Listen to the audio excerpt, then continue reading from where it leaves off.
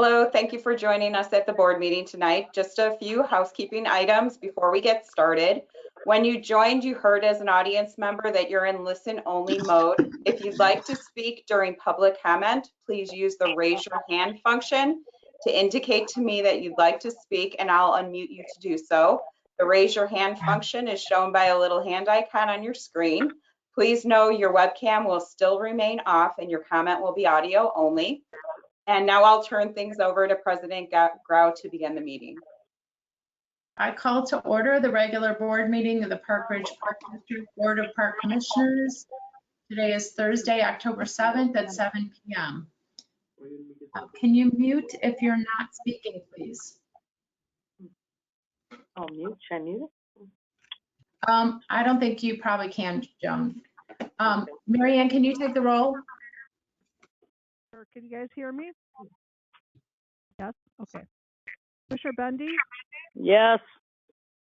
Commissioner Bowe, Yes. Commissioner Coyne, Here. Commissioner Halting, Here. Commissioner LeDuc, Here. Commissioner Tunnel, Here. Commissioner Grau. Here. Okay, Joan, it might be good if you tried muting. I just hear feedback. Do you? Oh, I'm sorry. Ugh. We'll just try. Yeah. Okay. Fine. Okay. Would anyone like to amend, add, or delete an item to the current agenda? Okay, seeing none, we'll move on. Is there any public comment on non-agenda items? No, there's none. Okay, thank you. And we'll move on to the executive director. Take it away. Thank you very much. Just a few general highlights before we get into our next topic. Staff continues to work hard on the budget process.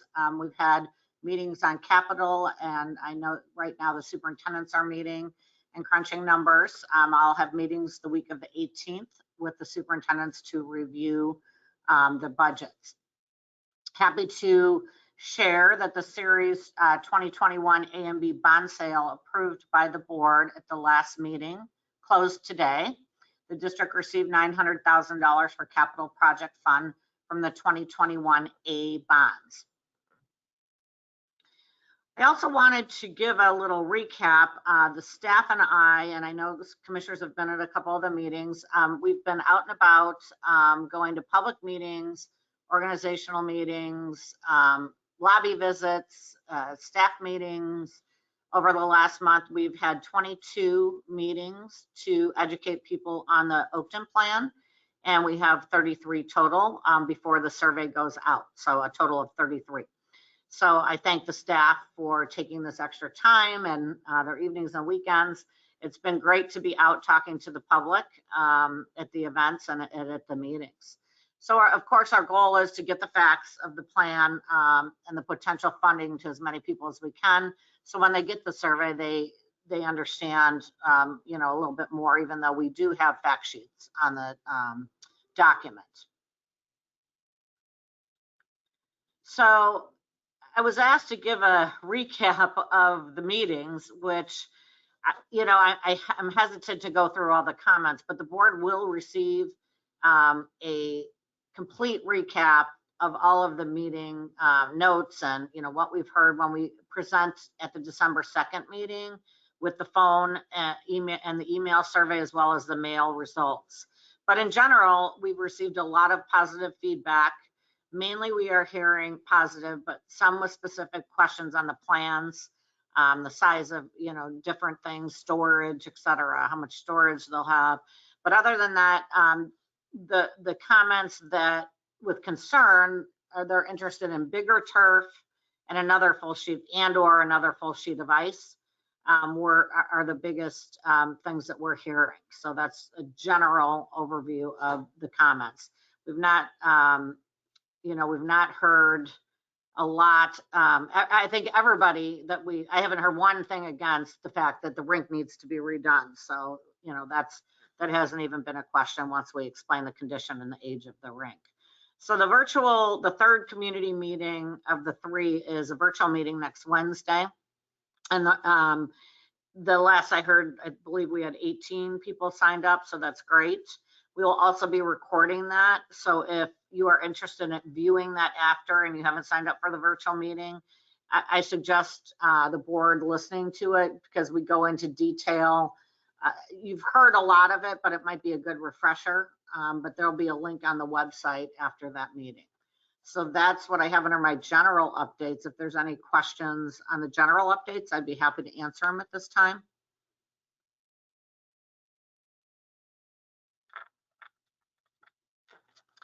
Okay. Seeing none, hearing none, I'll move on to the B, if that's okay, Cindy. Item B, and that's the Oakton Master Plan Public Engagement Process Update, the survey and the project cost review. So in the packet on page 2, there is a memo that I put in the packet talking about the costs of, number 1, the updated current master plan C1 costs that we received from the architects, which includes the dog park and the $2 million allowance for the netting and poles, and the escalation costs that were given to us, the most updated escalation costs due to supply chain disruptions and inflation. I also added in the estimates for option C1 without the turf, and then option A, which is just the renovation of the ice rink. So all new support facilities and the mechanical project that we need to get done. We're not making decisions on, these, who is voting for what project at this point, as we all know. But what we're trying to do is, I should back up a minute and say that we received excellent input from the board on the survey, the fact sheet, and the letter. And it's been very helpful. And so we've made all of those changes. I sent that to the board. Margaret's caught a couple minor things. I can certainly go over those, but I don't think they'll change anything for each of your opinions of that. So at this point, we are looking to focus in on question 12, which used to be question 13, and see if the board is interested in putting in another option for the public to weigh in on if they would vote on a scaled back plan. So I thought for the purposes of any public or just for the record, I could read through the question as it is, and then we can talk about, the board can weigh in on what it is that you think should go in there, if anything, and then I'd like a consensus on that hopefully tonight so we can stay on schedule with the survey. So the question 12 is, which statement best describes what you think Park Ridge Park District should do when it comes to addressing park and facility improvements at Oakton Park? Please check 1.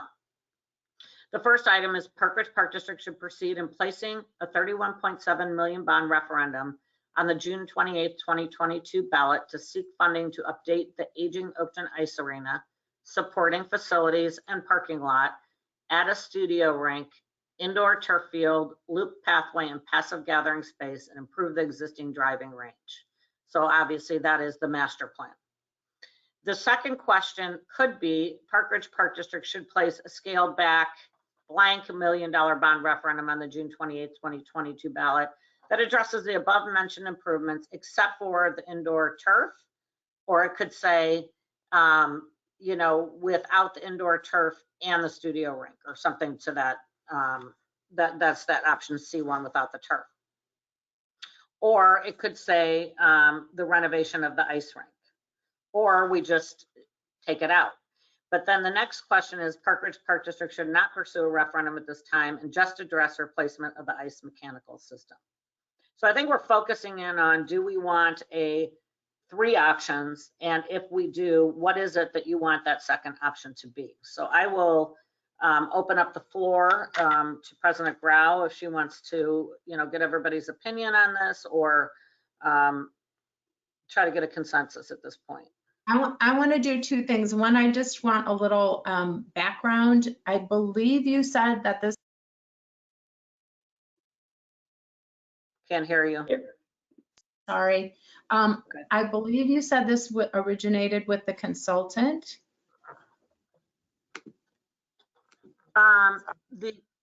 What are you referring to? The I'm survey sorry. or the question? That's okay. No, so the adding this option to the survey, how did this come about?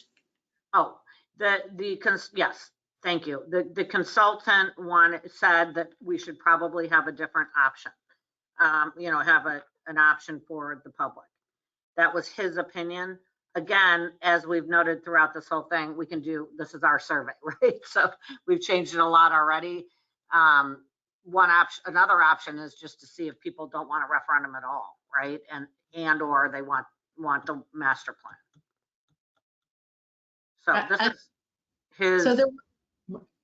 I'm sorry. So there were two options. There was the 31.7 bond, and then there was the fix the mechanicals. So there was go all out or don't do anything but the money, what you have the money for. Correct. Okay. And so the consultant recommended an in-between question to test. He's recommended that from the beginning, actually. He said, what are you guys going to do if you don't go? What are you going to tell the public you're going to do if you're not doing this? What's the alternative is what he said. Right. Okay. I just wanted to clarify that. Thank you. And then I think before we get consensus, we should just flesh out people's thoughts on that. And then we can go around and get consensus after everybody hears everybody's thoughts, if that's okay. Right. Of course. Anything. All right. I can't see everybody. Does anyone want to start? Matt? Just so you can hear me better. As I did write a note to Gail, so and President Grau, trying to make sure my comments were clear. But I think I said, in as much as the field turf, the indoor turf field, is a revenue generator for this project.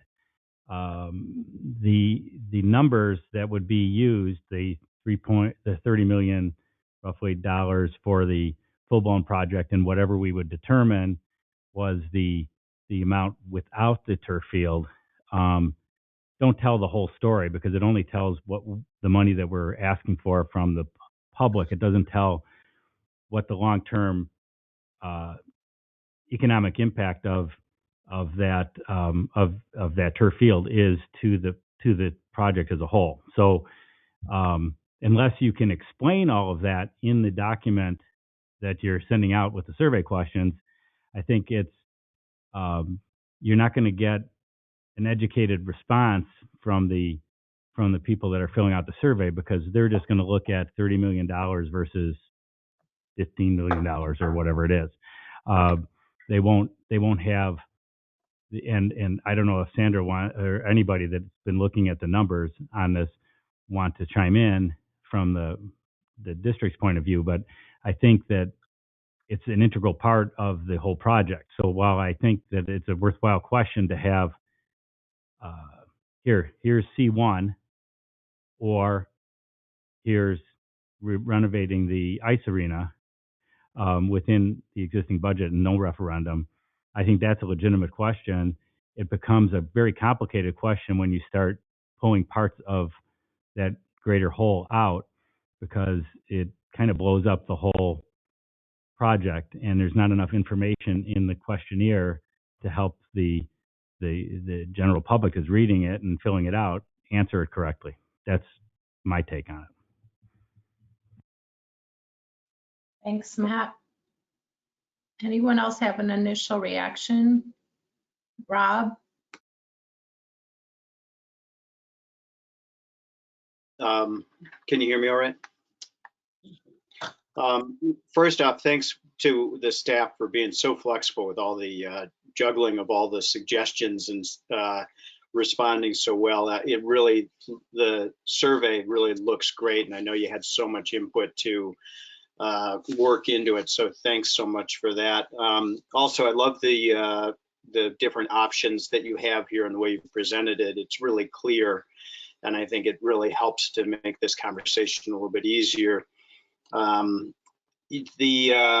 main concerns, again, I've said this before, so it's probably a broken record for some of you guys.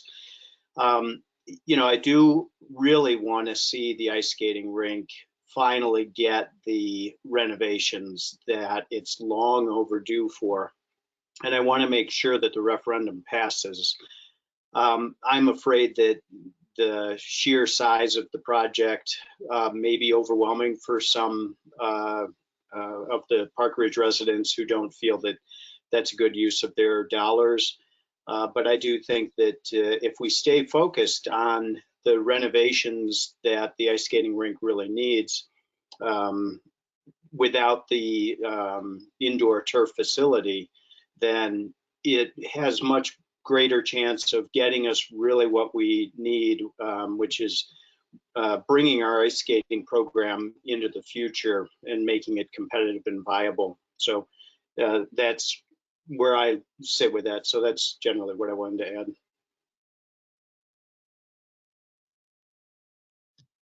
Thank you, Rob.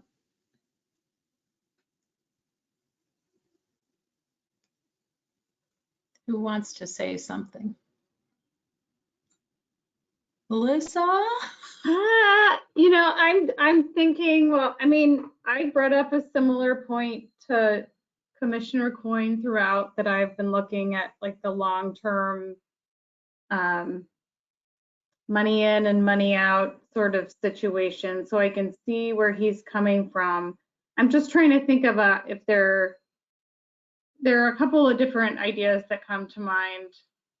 One, we could add something about option C1 would be $8 a month. I don't know if we want to get into the typical impact on a tax bill in this. We want to go down. These are just my thoughts, and I apologize. I'm more in a brainstorming mode here, and I don't know if we could add something about kind of net proceeds over whatever the appropriate long-term timeline would be in order to address Commissioner Coyne's point. Those are just thoughts. They're not opinions or recommendations. I guess I would be in favor of adding a third, kind of like the options as are outlined in Gail's memo. So adding, I guess that would be the renovation of the ice rink, right? The more robust renovation of the ice rink versus just swapping out the mechanicals, right? That would be the extra option. Just so everybody's clear, there's two other options listed there in the memo, right? The first one is, maybe I should have numbered them, but number one is, right, the whole plan. Number two is without the turf, but it doesn't include the studio rink.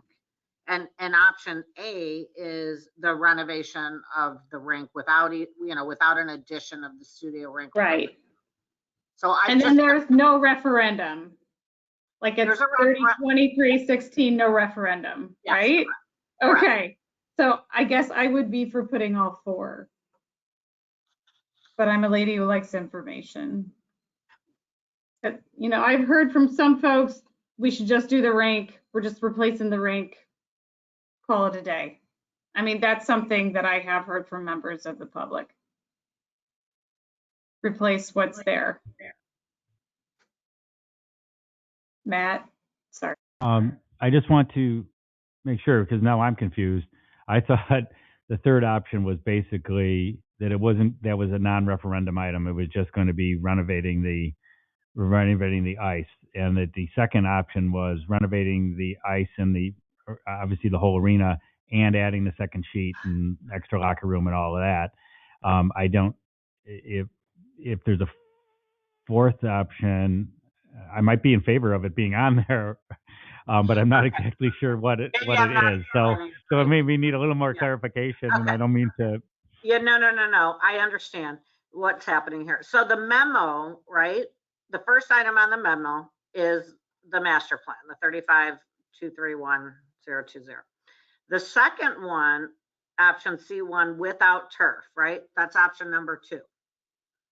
Option number 3 is renovate the ice rink without the studio or the turf. And then the 4th one that's already on the survey as the 3rd option is just renovating the mechanicals, not touching anything. I mean, the dasher boards would be done and everything, but none of the support facilities in the rink. So you'd walk in the rink and everything would look the same, but the mechanicals would have been done, right? So it's C1, double rink, single rink, just the mechanicals. Yes, thank you, Melissa. Okay. I All right, wonder, I'm clear on that, and then I would amend my remarks to say that I would be in favor of the of including question 1, 3, and 4. Okay. Let me think. Maybe. Yeah, so you're saying, I let me think. see if I got you. The option A, renovate the rink, right? You're saying you would put that on there. Okay. so do we have to say update the mechanicals? Because that's going to happen no matter what.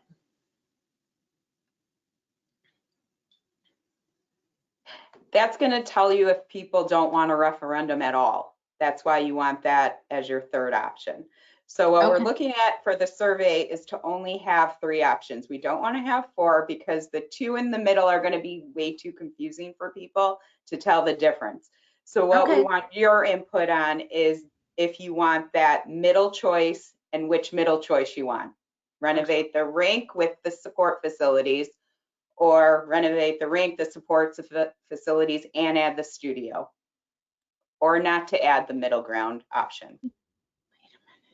Thank you. Does that make sense? So we can only have one rink only option. Yes, Is that what you're saying? one middle ground option. Otherwise, it gets way too confusing to the average person trying to answer this. That's what the consultants said. So that's why there's 3 on there. But the 3rd one we think is important because it talks about, you know, the one that's the 3rd right now on there is just the mechanicals and don't go to referendum, because the other one will say we still have to go to referendum. So they want to go to referendum, you know, for something that adds a studio, or do they want to go that just renovates the building? Those are your choices. Matt's already rubbing his head. Okay, so Matt. Can I add, I'm sorry, can I add one more thought to that? Sure. If I understand right, Margaret, correct me if I'm wrong, what we want to know is, are people willing to support the big referendum or no referendum at all? Or is there support for somewhere in the middle? Right. Yes. So Matt, I believe you said you're okay with the 3rd choice. It would be the $19 million choice.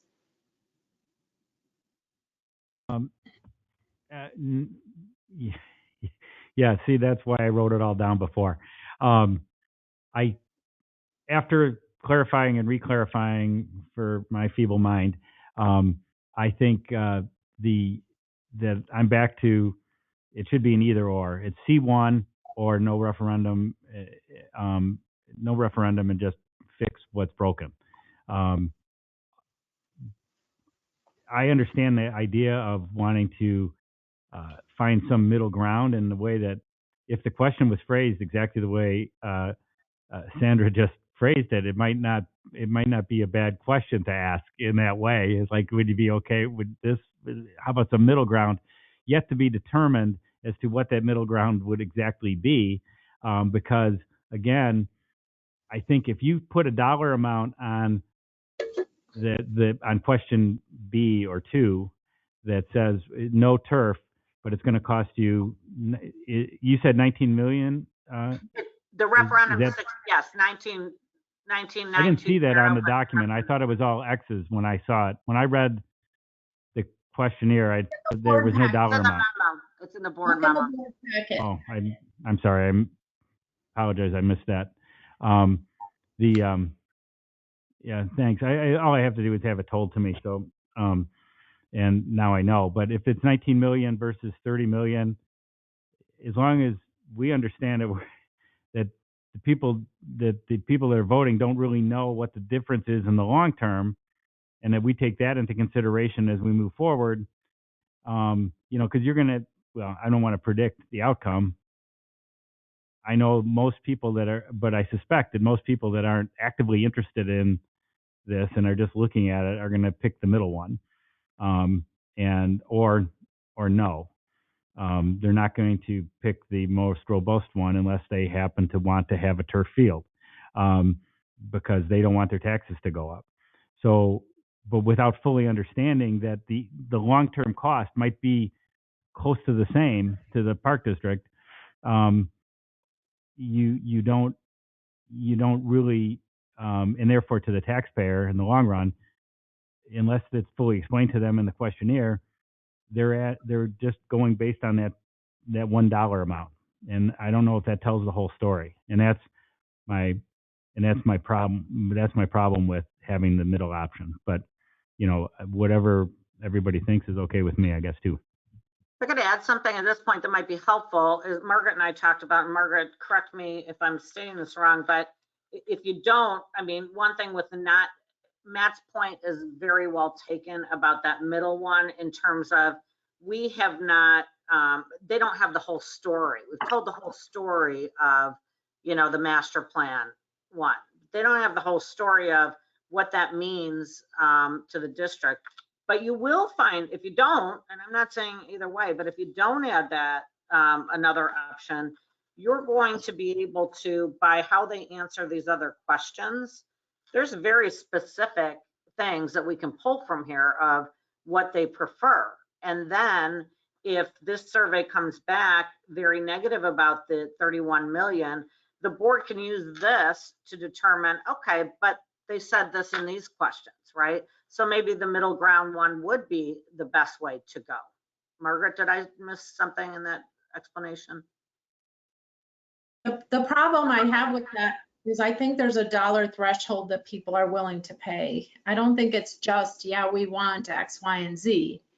It's also, I want X, Y, and Z, but not if it costs 30 million.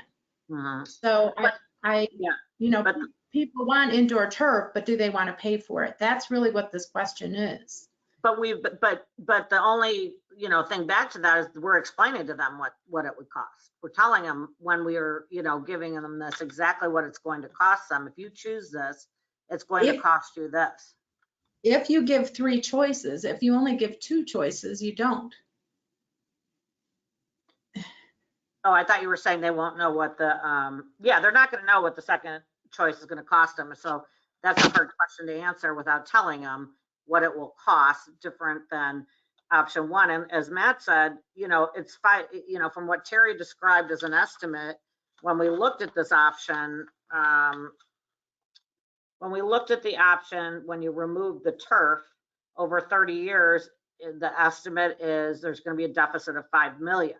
So the other plan, there's an estimate of a net of 978,000 operating. That's the story that's not told with if you give them that option. So it's going to cost them about $6 million more over 30 years. So that's just something else to think about. Okay, can you hear me or not? This is Joan. Can you hear me? Yes, I hear you. Oh, okay. Yes. All right. Hi. Okay. You only the consultant suggests only 3 for number 12. Is that correct? Correct. 3 questions. Okay. What if you do the 3 options you gave us, C1, and option A, and then instead of this being question number 12, you make it 11 and reverse 11 and 12.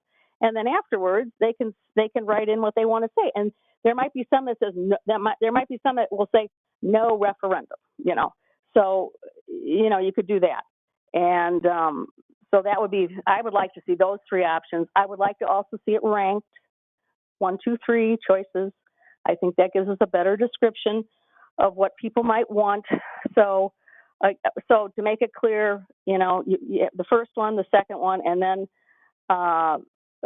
just the building, option A, and make that question number 11, and then make question 12 where you fill in your own stuff and see what they say. That's what I would suggest. So All right. That's it. Okay, this is becoming clear as mud. Uh, in my opinion, I don't know that we are all agree what we're talking about or all understand what each of us is talking about. 11 and 12, what is that? She's saying flip question 11 and put the comments after they make their statement about, question 11 is, please use the space below to provide additional thoughts and recommendations regarding Park Ridge funding proposal. So she's saying to flip those two. And, you know, if we're going to go the route of, you know, putting all these versions in, I think we've got to tell them what it's going to cost them. You know, and that it's a referendum, it's going to cost you this, you know, estimate of this at the very least. That would be my opinion. I don't know if the consultant would want that. It's going to confuse them because they haven't been told, you know, all of the data on that, which we could do after we come back with the survey stating that they don't want this 31.7 million bond. So anyway, that's what I interpreted from. Okay, and Joan, what did you say you wanted the 3 options to be? I would suggest just if it's just the building, that renovation of the ice rink in the building, option A. That's what I would say. You know, you get 3, and not the last one that's on there now, because you know, they can write that in. Okay, what is when you say A? What do you mean A? It's on the memo. It says option A, renovation of the ice rink, and then it's 19 million. So okay, let's stick with the numbers. Okay. Yeah, that's what I would say. That's what I would like to see. That's what I would like to see people rate things on, and when they know the number, and that would, and I, like I said, I'd like to see it ranked. So if you know, maybe they just want to do the building and whatever, or maybe who knows what they'll want to do, but then they can always, and I think flipping it would be a good idea though, to flip that 11 and 12. So that's what I'm saying. Okay. Okay. Jen or John or Rob, did you say a choice? Well, yeah, I like, you know, the C1 without turf. You know, I think that's really what we're trying to decide on is, do people like, for filling in question 12, do we want to put in the numbers for C1 without turf, or do we want to put in option A, renovation of ice rink? So I'm, you know, I guess I'm in favor of option C1 without turf being put into that space in the survey. So I guess I'm curious what other people think.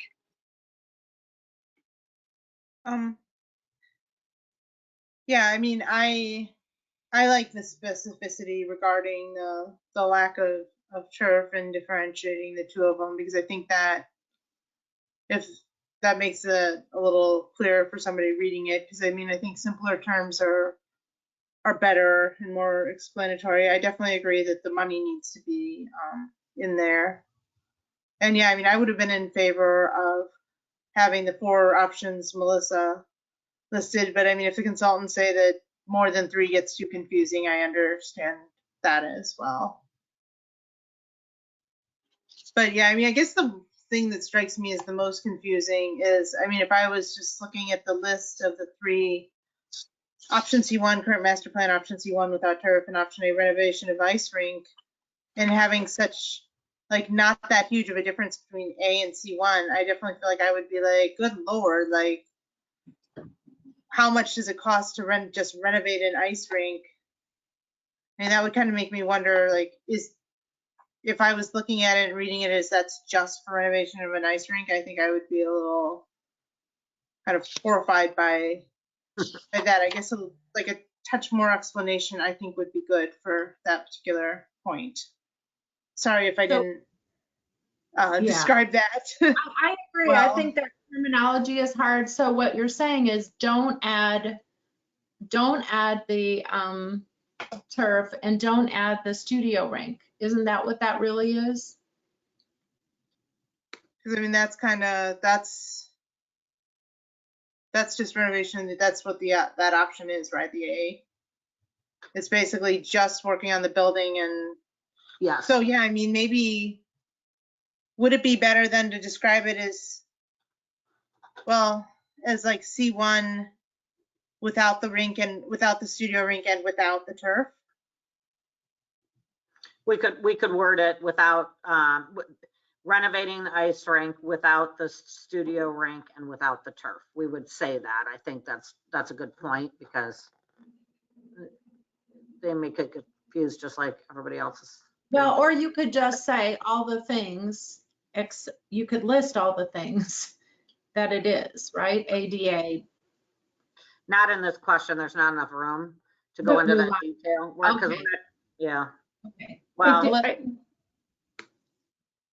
I do think it's explaining all clearer. that in the first one, Cindy, you're right, and then you're in the second question. You would just say a scaled back referendum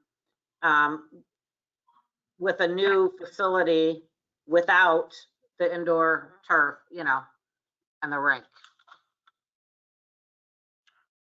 Melissa wanted to say something. This questionnaire and what I think is the most updated version as it is, I think is pretty clear. It basically describes the whole shebang, and then the second option, which would be the 2 rink option, basically says all of the stuff above except for the turf field. So I am okay if we only can have one middle option. I'm fine with the survey as written, with the middle option being the 2 rink option. Okay. And part of the reason I'm saying that is because, as I recall, the pro forma for just redoing the single rink was pretty dismal in circling back to, and I think part of the whole point too is to reduce pressure on the ice, right? The general condition right now is there's too much use of the single sheet of ice, and we really, really need at least a half sheet in order to pull some of the pressure off. So correct. That would allow for some growth. Sorry, I didn't mean that. Yes. Yeah, no problem. So I like it is, with the middle ground being the 2 rink option. Okay, and in all that discussion, Jennifer, I missed what you thought was the best middle option, if you like a middle option, sorry. Oh, yeah, I mean, I guess I was looking more for a like C1 minus turf field, C1 minus turf field, and studio rink. Like making it, it's because since we don't have the space to list all the things that like C1 would be, hopefully they'll take the time to look at that.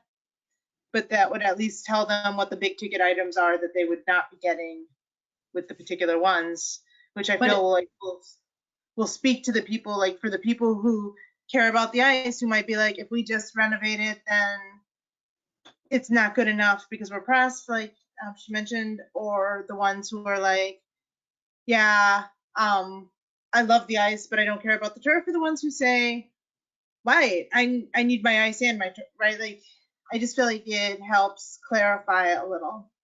Okay, but we can't have 4 options. So. No, but that would only be 3. That would be. So like the 19.9 option. So the 19 so then. She's saying get rid of the one that would just be, if I'm not interpreting it wrong, you're saying get rid of the one that would just be the mechanicals, like the no referendum. You're not giving them a choice of I don't want a referendum, but I'll just fix what you have, right? Yeah. That's what I said. Yeah, I agree. So Joan and John. And if they have the option then of writing in like other comments, then they could say, heck with it, all I want you to do is fix the mechanicals on that line.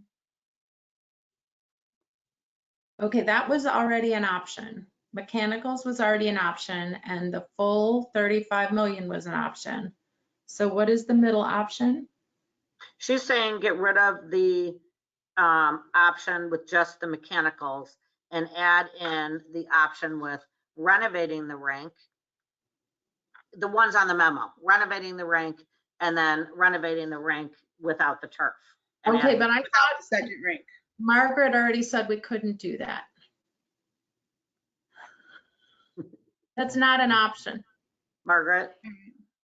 We did not discuss that with the consultant to get rid of the no referendum option, but I think you're forcing respondents to pick a referendum and not giving them that choice of no referendum. You can't leave it as a write-in on 11, like, Right. because no good survey is going to do that. You're going to have the no referendum as an option, because otherwise you're handtailing the, responses on 11 for that. So what you guys are Right, trying to but do I is to guess- get all 4 answers in there when we told you can't have 4. But Yeah, I mean, that's the problem, right? Like, I think the 4 options would actually be the best. And I think, we've got a pretty educated population. I think they can understand a 4th answer. I agree. That would be my preference for what it's worth. Matt. We already got your Okay. answer, I Matt. yield the floor to Commissioner Tunnel. That doesn't know how to signal. I'll make it quick. I do like more information, not to throw that out, but I think if you're doing a survey of the community, to me, it makes sense. Like if I wanted a turf field at Oakton, I'm going to vote for the master plan with the turf. So I think the question I have, do they want the turf? Does the community not want the turf?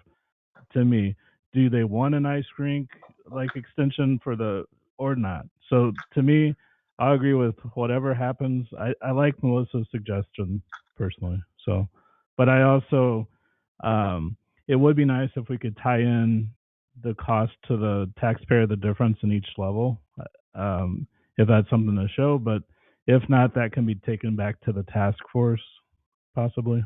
So, and I'll yield the floor back over to Matt. So I have a question, and it may sound like it's rhetorical, but I really truly is a question.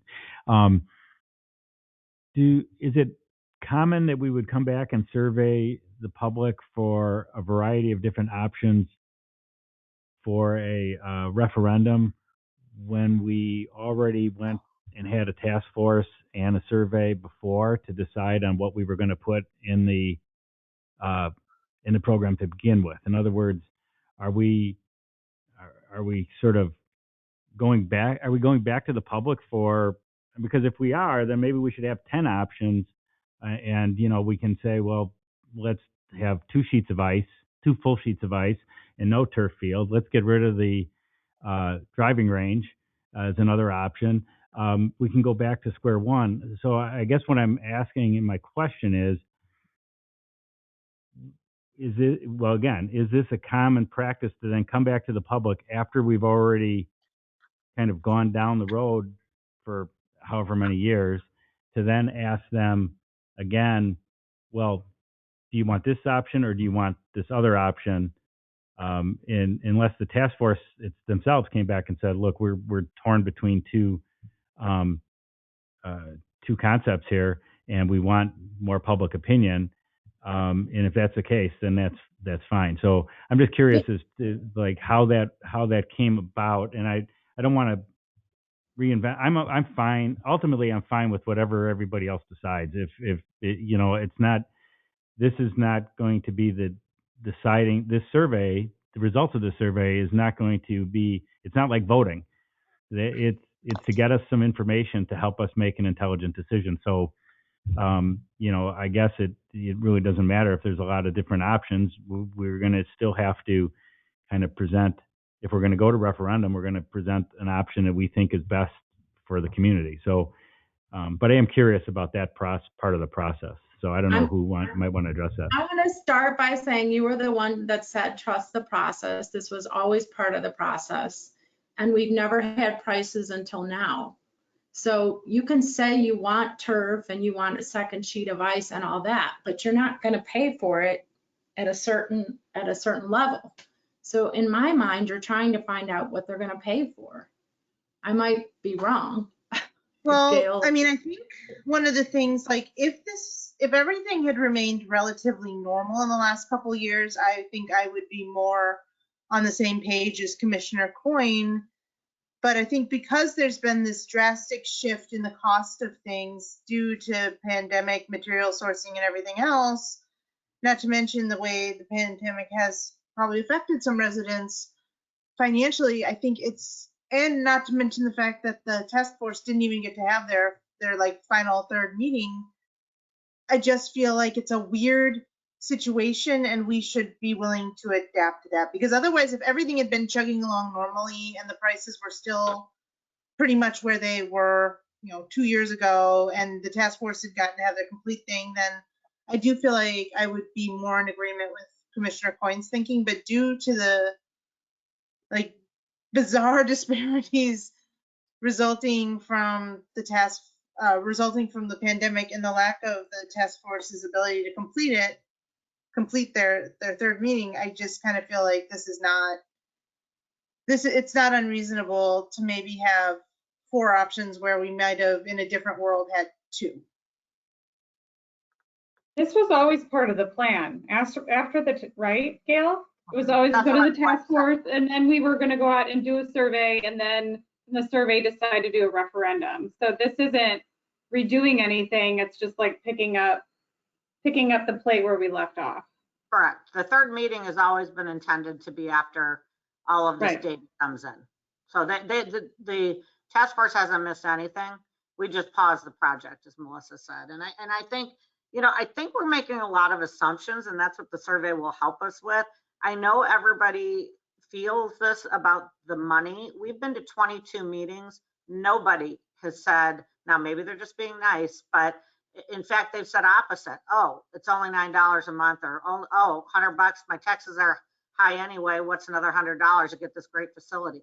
So again, it's all, that's not scientific, right? And either is all of our assumptions. So I think what our goal is just to help us, is this $31 million out of the question? I think we're going to know pretty quickly, on the survey. So, and I don't think the survey, as Matt said, I always say this about all these data points, it's not the end all be all, right? We've got so many data points that we've got over the 4 years that the boards, so this is one of many. So I think we might be trust me, we've been overthinking a lot of things, right? But let's not, let's not overthink all of this, would be my next just opinion. And I'll be quiet. Go ahead, Rob. I think we all kind of agree that the initial proposal at 31 is a little bit higher than what we initially thought. So that's why we're revisiting a lower number, because it just seems like a large sum that we need to give the option to go back. Now, the other thing about the ice skating rink is I really think it does it an injustice not to include a studio rink. I think it's so important that we have that, because that's what a modern ice skating rink has, and in order for it to be competitive with other standards. So for me, again, I'm just going to reiterate question 12. We keep the first section with the 30 million in there. The second one, we would just stick with the one with the studio rink at 23 million for the referendum amount. And then we take the advice of the consultants who do this sort of thing, and they say, yep, let's put on there the option that, nope, I'm not going to support the referendum. But I really do feel that the studio rink it really bolsters the entire program, and we really can't do without that to stay viable with that facility. If it makes President Grau's life easier, I will go along with exactly what Commissioner Bo just said. 23 million. The 31, 23, or nothing.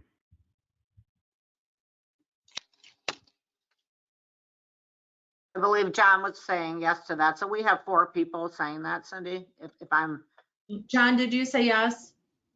Yeah. So I have Melissa and Rob and John and Matt. Right? Yeah. And I would go along with that as well. Okay. So we've accomplished our mission. Thank you. And I'd like to apologize to the board for taking up all of that time for my silly question, but I think it's important. It's never silly, Matt. No, I feel Time good well about spent. their input on the survey. So thank you all for that. And so we'll take that and we'll move forward. I think it was good discussion. Okay. That's all I have. We didn't have anybody wanting to ring in the audience, did we? If somebody in the audience does want to make a comment, you could use your raise your hand function and I will unmute you. So that means we have an audience. Great. We have a small audience, but we do have an audience. Okay. Okay, so next we're moving on to buildings and grounds, Melissa. I'm going to turn it over to Terry, to Superintendent Wolf. Tell us what's going on. Thank you.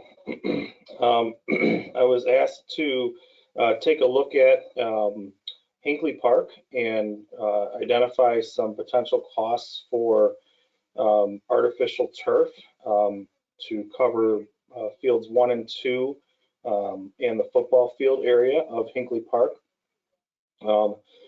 Upon doing this, I reached out to Upland Design, who we've been working with on the Hinckley Park Master Plan and the OSLAD grant that we recently completed, and they're very familiar and have just been working on and just completed a couple of turf field installations around the Chicagoland area. So they had up-to-date pricing, and they were able to provide me with their preliminary cost estimate for what it would cost for that space. I provided that information as well as a list of commonly found pros and cons as it relates to the use of artificial turf. And I'd be happy to answer any questions that anybody has about this memo. Does anybody have any questions for Terry? I don't have a question. I just want to make a comment to the board. I was the one that requested that Terry give us this information, and thank you, Terry, for your hard work in getting that for us.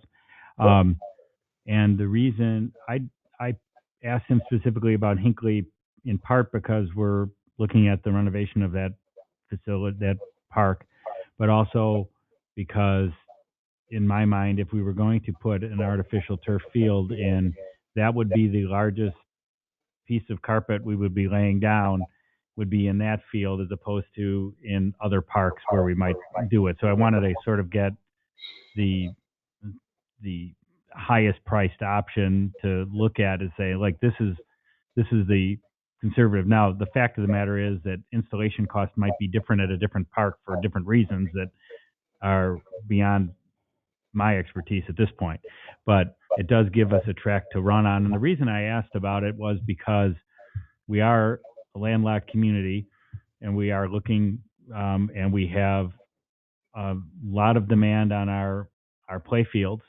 And to the extent that we can extend that, the day, the week, by having more slots available, not having to rest fields and not having to worry about fields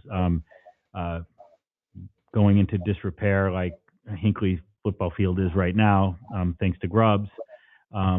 It might provide some long-term solutions. So I'm not going to really say anything more about it. I wanted it to be on record so we could look at it, because I think that, frankly, we might have some bigger fish to fry in the short run.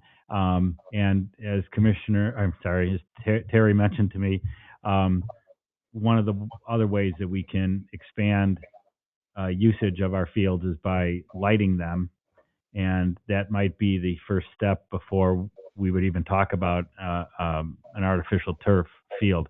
I do think that it could be beneficial, and despite the letter that we all received, I think that it can be done in an environmentally safe way. And we're talking about putting an indoor turf field in with the same stuff. So, I mean, I think we have to get past that part of it. But I just wanted to let you know, so I don't know how much comments you're going to want to have. I'm not pushing to make a motion that we do this today or anything else. I just wanted to have it out there for for discussion, but also just so we could have some actual numbers for the board to have maybe down the road. Thank you. I will say that I'm not wild about this for a bunch of reasons. The cost, the fact that you have to replace it more often, and honestly, 2 reasons related to climate issues. Stormwater runoff, we need every sponge in this community we can get to absorb rain, like we're getting now. And the fact that the temperatures are so high on top of artificial turf. It's hot enough during some soccer games with real grass, let alone putting kids on artificial turf in a climate that's getting warmer. So those are just my brief comments on this. Any other discussion on this? Or I appreciate having the information. Commissioner Tunnell? Terry, thanks for the report. I just had a quick question. Is that just for the infield at Hinckley, or is it for the, I assume just the infield, or? It would cover the whole field area that includes ball fields 1 and 2, as well as the football. So that whole rectangular piece of turf, it would cover that entire area. It's about 170,000 square feet, I believe it was. Thank you. Mm-hmm. I will add that in talking to some people from the affiliates, the affiliate sports programs, they obviously want more access to fields, and they have nobody's pledged anything, but every one that I've talked to would contribute in some way to the maintenance of such a field going forward. That doesn't really affect the numbers that Terry put out, because those numbers didn't contemplate that too much, I don't think. But there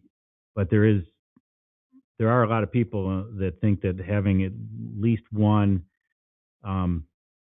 play field or practice, or at least a practice field, and maybe this indoor turf will solve that problem too, is a good thing for the community, because there is a lot of demand for our fields. But again, I also think that we might be able to reach at least an interim solution by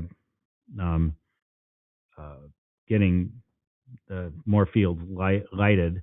And I didn't know, and just as an aside, or maybe it's part of this conversation, I was not aware that we had tried to get the lights on at Emerson, get lights on that field, and the city of Niles kind of shot us down. Well, I don't know what their motivations were on that, but that was going to be paid for, at least in part, if not all, by Park Ridge Soccer. So they were setting aside funds for that, and still have those funds if we could put the lights there. And that would be a much cheaper solution than a turf field. So anyway, I think we ought to be thinking about how we can accommodate sports activities on our fields and expand the usage of it, and make sure that it's all safe for the players, particularly the youth sports. So that's all I have on it at this point, I think. Any other questions or comments on this? Terry, nice job putting together that report and giving the pros and cons. So that was very appreciated. I do think, I appreciate the sports that are using those fields, and I do want to support them in any way we can. I think we have dedicated quite a few funds towards that. I do have concerns much in the same lines as Commissioner Holting. But one of the things that really struck me is that the water can't infiltrate the ground, but then would need to be captured and diverted through storm sewers. it almost seems like it's working counter to some of the efforts that the other aspects of the community have been doing, especially the water retention that's going on, with the new underground tank that's being built. So it seems like if we were to put in an impermeable area like that, it's not conducive to trying to address the much bigger global climate change that's happening and affecting everybody across the globe.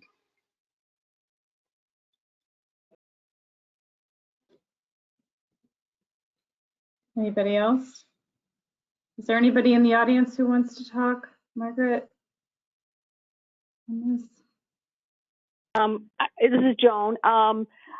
Yeah, I'm not, the 3.7 million price tag was like, no, but I am interested in the lighting situation.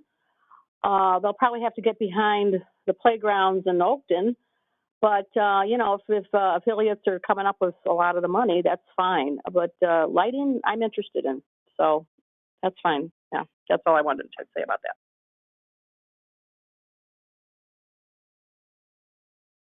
Gail? Yeah, I just wanted to make sure all the commissioners got a chance to talk. Just also, just a side note, we are meeting with leaders from football and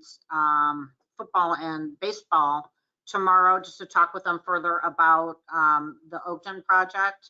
And we also told them because we knew this was on the agenda and they would be interested in what's going on with it. So we're going to mention this, so I will kind of give them this recap. But one of the things that, we also think it's time to look at is lighting, possibly there's a park we can talk about lighting. So if we'll start that conversation with them, if the board is okay with that. Obviously there's a lot of steps to go through, but I'll also get their input on that tomorrow. Sounds good to me. Cindy? Yeah, Matt brought up Emerson. Are we keeping an eye on what our roadblock was and if that roadblock will ever be gone in the future? I don't remember the exact details. I mean, is it possible we should revisit that every once in a while, I guess is what I'm saying. Yeah, so that project was going to be completely funded by Park Ridge Soccer. They had pledged at the time $475,000 for that. And so when we reached the point of impasse with the city of Niles, I regrouped with them. They decided they wanted to look a little bit further into it on their end because any movement forward would have been on their dime, not the park district's.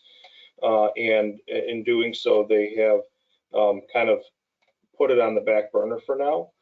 They remain interested, but they don't feel like it's something that they were ready to push forward again right now. I do touch base on that subject every year when we have our annual meetings, and sometimes even more often than that when I talk with the leadership of the Park Ridge Soccer, and we just kind of check in and how's that going, any thoughts on it or any of the projects. So but I do leave that on their hands at this point because they were going to fund it. Okay, so you're saying that they were the ultimate decider to stop moving forward on it. Yeah, we as that was budgeted, the park district had $0 in our budget for that, so that's their money. I understand that. I thought it was Niles that put a stop on that project. It was not Niles. Well, we got to a point where they were not progressing us through the process. And so it was deemed that it was going to be a real challenge to get through the Planning and Zoning Commission or whatever their similarly like commission is over there. So right, but things change is what I'm saying, and it's possible that from another time you ask the question, you might get a different answer. Yep. Yeah. Was the concern like light going into the homes of the people who live around there? Was that the main pushback from Niles or from the P&Z there?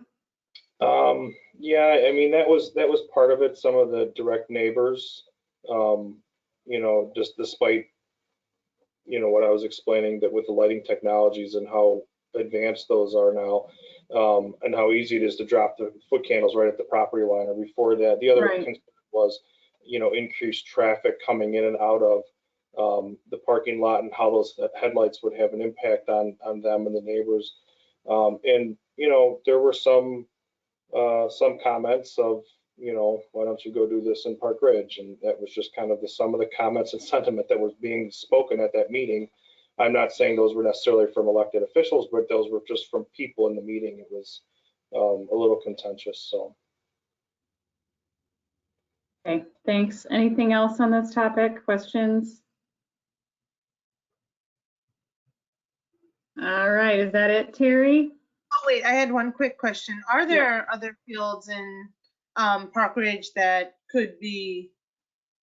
need to be lit or could be lit for soccer usage and football usage that are not currently lit? So I mean, I'll answer that by telling you which parks are used by those affiliates that do not have lights. And currently Woodland Park is soccer's biggest, you know, field site in town that does not have lights. Obviously Emerson is a little bit better configuration for them, but and that's within the park district boundaries, but in Niles. And then Northwest Park is a spot where football has another full-size football field, as well as a scoreboard, and is also used heavily by baseball. So those are two locations on our park district property that have a lot of athletic field usage. So there are options in Park Ridge of fields that could be lit to help add to the nighttime play inventory. Yeah, there are, and they are very residential, back directly up to properties, and I think that's probably been where people have paused before. But the technologies for lighting have changed so drastically over the years that it's with almost laser-like precision, you can drop the light at a spot. So. Okay. Thank you. Anyone else? All right. I never know if I'm going to turn it back to you, Cindy, and then you pass the mic to Jen, or if I can just cut out the middleman, go straight to Commissioner. Who's closest to you on the screen? Commissioner Leduc is, so I will pass the virtual mic, which is my pen. Commissioner Leduc. All right, and I will pass the virtual mic then to Superintendent DeAngelis to discuss the revised financial policy, which I'm sure everybody found riveting. Thank you, Commissioner Leduc. So just a little backup recap. Some time ago, we had talked about compiling all of the financial policies in one big financial policy document. So we've been working on that in sections. This one is internal controls and risk management. So what we've done is combine a number of existing policies, revise them for clarity and or current practice, updated legal citations, and we did add a new section, which was not previously in our policies, on cyber security. The first, there's two versions. The first one, beginning on page 6, details all of those changes that I just summarized. And on page 12, I believe it is, we begin the clean version, which you can actually read. So I'm happy to answer any questions on this. It's been reviewed by legal counsel, Commissioner Leduc, Commissioner Tunnell, and with staff internally, including Executive Director Mountcastle.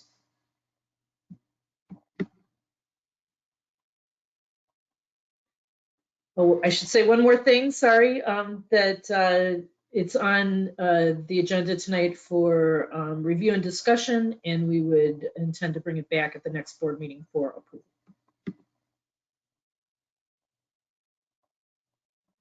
Commissioner Grau? I was wondering why it was so short. Now I know. And I think this is the first time I've read a policy update that I did not have a comment. And I just wanted to comment on the not having a comment. Thank you. Nice work, ladies. Anyone Commissioner else? Grau? I love the showing the changes that are in the document. It made it so much easier to actually see what the modifications are.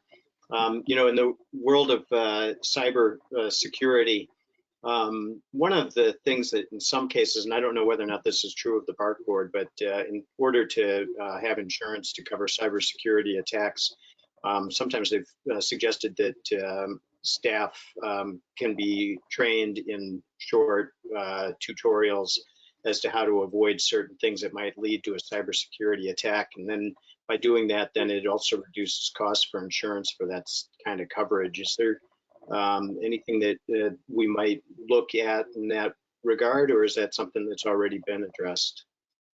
Well, our insurance is through our current risk management agency, PDERMA, and I'm not aware of if they offer any reductions because it's spread over all of the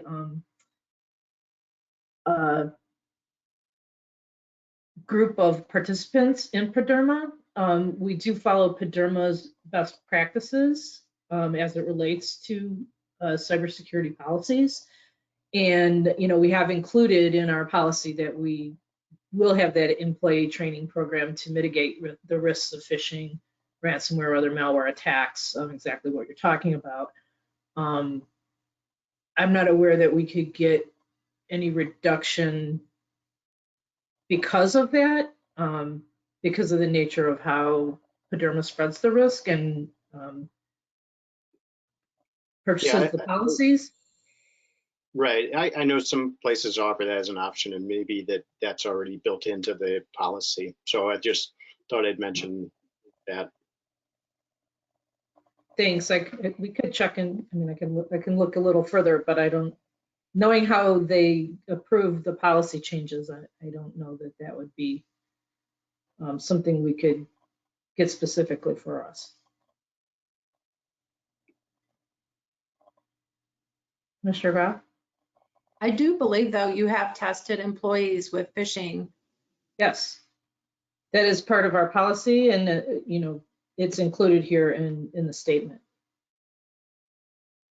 Great, But thanks. I was going to mention that same thing. That's an ongoing testing, and we actually hired a third party that does that. So it's been very helpful.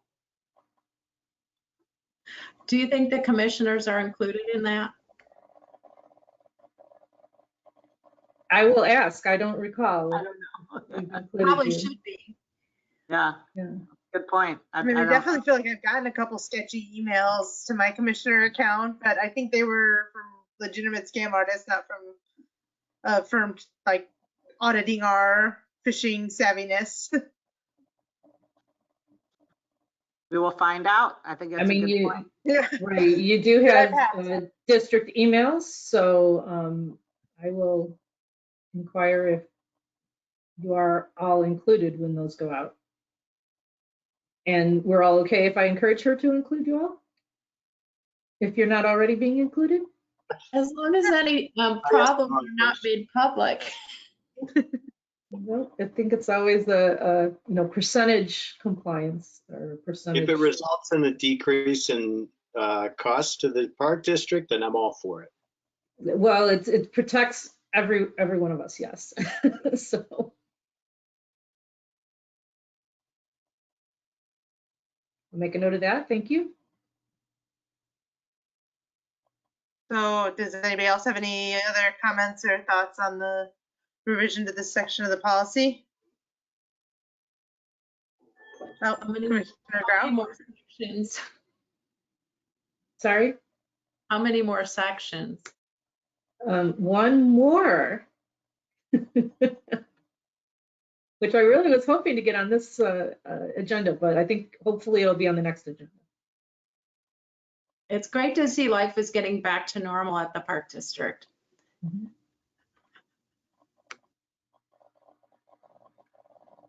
All right, I think that's all for us then. Thank So you. thank you, Sandra. On to new business, right? Right, does anyone have any new business? All right, I see nothing, so I will move to adjourn the Gail was meeting. raising her hand. Oh, darn it, Polite and not just talking. sorry. That's okay. I just wanted to remind the board that we have changed our November meetings. They start at 6, so make sure you change your calendar for budget presentations. I think November, that's, I was looking at the calendar here. We've got, yeah, November 1st. No, November 4th and November 18th. This will start at 6. That's it. Anyone else? Going, gone. I move to adjourn the meeting of the Board of Park Commissioners. Can I have a second? Second. All in favor, say aye. Aye. All opposed? Okay, we're adjourned. Bye. Thank you. Thank you. Bye-bye. Have a good evening. Bye. Drive safe.